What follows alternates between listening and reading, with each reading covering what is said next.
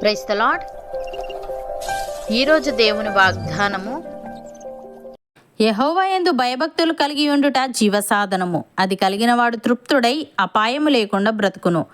సామెతల గ్రంథము 19వ అధ్యాయము 23వ వచనము. సహోదరి సహోదరులారా, దేవుని యందు భయభక్తులు కలిగి ఉండడం వల్ల ఒక వ్యక్తి ఏం పొందుకుంటాడో, ఎలా ఉంటాడో సొలొమోను ఇక్కడ తెలియజేస్తున్నాడు. మొట్టమొదటగా యెహోవా యందు భయభక్తులు కలిగి ఉండుట జీవసాధనమని అంటున్నాడు. అనగా ఒక వ్యక్తి దేవుని యందు భయభక్తులు కలిగి ఉంటే అతడు జీవానికి వెళ్ళే మార్గంలో ఉన్నాడని, అతడు దేవుని యందు భయభక్తులు కలిగి ఉండడం వల్ల నిత్య జీవానికి తనను తాను సిద్ధపరచుకుంటున్నాడని, ఇలాంటి వ్యక్తి తన జీవిత కాలంలో ఎంతో తృప్తితో ఎల్లప్పుడూ దేవుని కాపుదలతో జీవిస్తాడని తెలియజేస్తున్నాడు. ప్రియులారా, ఈ విధమైన జీవితం లోకానుసారంగా జీవించడం వల్ల వచ్చే భయాందోళనలు మరియు దురాశలకు దూరంగా ఉంచుతుంది. దేవుడంటే నమ్మకం లేనివారు ఈ భూమిపై ధనం పోగు చేసుకోవడానికి ఒక కారణం ఏమిటంటే వారికి భద్రత కావాలి. దేవుడు వారిని కాపాడతాడన్న నమ్మకం వారికి లేదు. అయితే దేవుని యందు భయభక్తులు గలవారు అలా ఉండరు. వారి జీవితం ఆందోళన లేనిదై ఉంటుంది. భక్తుడు ఈ విధంగా అంటున్నాడు, సంతుష్టి సహితమైన దైవభక్తి గొప్ప లాభసాధనమై ఉన్నది. మనం ఈ లోకములోనికి ఏమీ తేలేదు, దీనిలో నుండి ఏమీ తీసుకొని పోలేము. కాగా అన్నవస్త్రములు గలవారమై ఉండి వాటితో తృప్తి పొంది ఉందము. ధనవంతులగుటకు అపేక్షించువారు శోధనలోను ఉరిలోను అవివేకయుక్తములను హానికరములునైన అనేక దురాశలలోనూ పడుదురు. అటివి మనుష్యులను నష్టములోను నాశనములోను ముంచివేయును.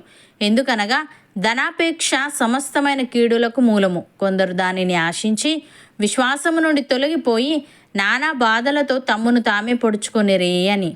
ప్రియులారా, ధనాపేక్ష లేని వారై మీకు కలిగిన వాటితో తృప్తి పొంది ఉండుడి. నిన్ను ఏమాత్రమును విడువను, నిన్ను ఎన్నడూను ఎడబాయను అని ఆయనే చెప్పాను కదా.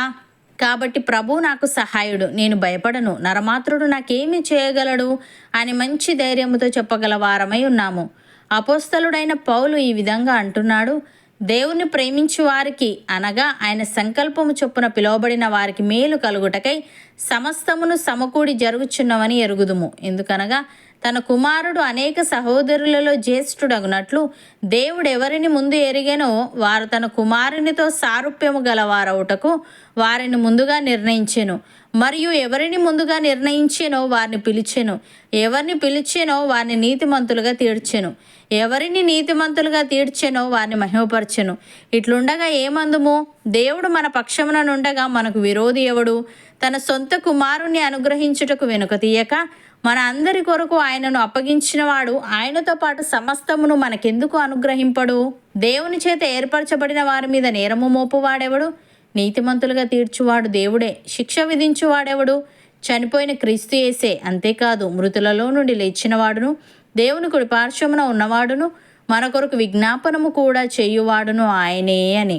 సహోదరి సహోదరులారా, అపవిత్రములైన ముసలమ్మ ముచ్చటలను విసర్జించి దేవభక్తి విషయంలో మీకు మీరే సాధకము చేసుకొనుడి. శరీర సంబంధమైన సాధకము కొంచెము మట్టుకే ప్రయోజనకరమవును గాని దైవభక్తి ఇప్పటి జీవము విషయంలోనూ రాబోవు జీవము విషయంలోనూ వాగ్దానముతో కూడినదైనందున అది అన్ని విషయములలో ప్రయోజనకరమవును. ఈ వాక్యము నమ్మదగినదియు పూర్ణాంగీకారమునకు యోగ్యమునై ఉన్నది. అవును అన్నవారు నాతో పాటు ప్రార్థనలో ఏకీభవించండి. పరిశుద్ధుడా, ప్రేమగల తండ్రి, నీ యందు భయభక్తులు కలిగి ఉండుట జీవసాధనమని, అది కలిగిన వాడు తృప్తుడై అపాయము లేకుండా బ్రతుకునని నీవు తెలియజేశావు. తండ్రి, నీకు స్తుతులు. దేవా, మేము నీ యందు భయభక్తులు కలిగి భయాందోళనలు మరియు దురాశలకు దూరంగా ఉంటూ సంతుష్టి సహితమైన దైవభక్తి గొప్ప లాభసాధనమై ఉన్నది గనుక మేము ఈ లోకములోనికి ఏమీ తేలేదు, దీనిలో నుండి ఏమీ తీసుకొని పోలేము గనుక అనవసరములు గలవారమై ఉండి వాటితో తృప్తి పొంది ఉండుటకు సహాయము దయచేయమని, దైవభక్తి ఇప్పటి జీవము విషయంలోనూ రాబో జీవము విషయంలోనూ వాగ్దానముతో కూడినదైనందున అది అన్ని విషయములలో ప్రయోజనకరమవును గనుక దైవభక్తి విషయంలో మాకు మేమే సాధకము చేసుకొనుటకు కృప చూపమని, ఎలాంటి పరిస్థితులనైనా ధైర్యంగా ఎదుర్కొని గొప్ప విశ్వాసాన్ని మాలో ప్రతి ఒక్కరిలో నీవే నింపమని యేసుక్రీస్తు నామములో ప్రార్థిస్తున్నాము తండ్రి. ఆమెన్.